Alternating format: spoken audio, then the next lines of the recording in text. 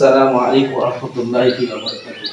ওয়ালাইকুম আসসালাম ওয়া রাহমাতুল্লাহি ওয়া বারাকাতুহু। আপু এইমাত্র বাসা থেকে খোঁজ পাইলাম যে আমাদের 10 লক্ষ টাকা চোরে চুরি করে নিয়ে চলে গেছে।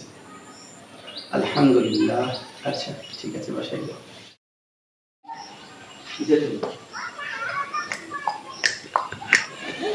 আসসালামু আলাইকুম ওয়া রাহমাতুল্লাহি ওয়া বারাকাতুহু। ওয়ালাইকুম আসসালাম ওয়া রাহমাতুল্লাহি ওয়া বারাকাতুহু। আপু এইমাত্র খোঁজ পাইলাম যে আমাদের যে 10 লক্ষ টাকা চোরে চুরি করে নিয়ে গেছিল ওই 10 লক্ষ টাকা পাওয়া গেছে। আলহামদুলিল্লাহ। আচ্ছা, ঠিক আছে, বাসায় যাও। আচ্ছা হুজুর, আমি একটা কথা জিজ্ঞাসা করবো আপনাকে। জি, বলুন। আপনার 10 লক্ষ টাকা হারিয়ে গেল, তো আপনি বললেন আলহামদুলিল্লাহ। জি।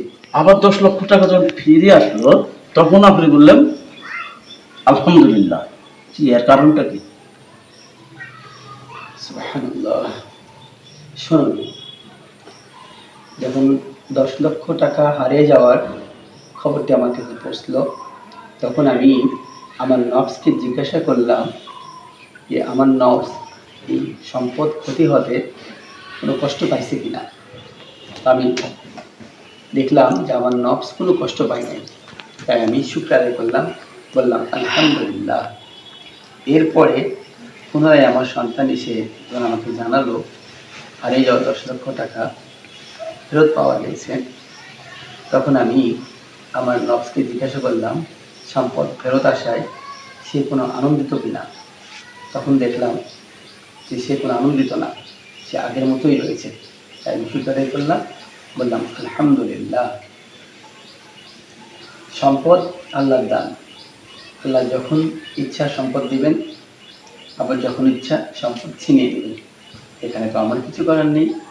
আল্লাহ তাআলা যদি সম্পদ দেন, তাহলে সম্পদের সুষ্ঠু ব্যবহার করতে হবে, সুষম বন্টন করতে হবে, যাকাত দিতে হবে। আর যখন সম্পদ থাকবে না, তখন সবর করতে হবে, আল্লাহ তাআলার শুকর আদায় করতে হবে।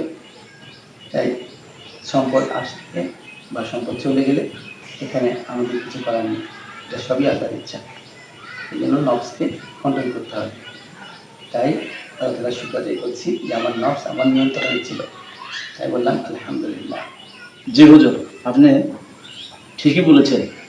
যেহেতু সম্পদ আল্লাহর দান, আল্লাহ চাইলে নেবেন, আল্লাহ চাইলে দিবেন। এখানে আমাদের কিছুই করার নাই। আলহামদুলিল্লাহ। আলহামদুলিল্লাহ। সুবহানাল্লাহ।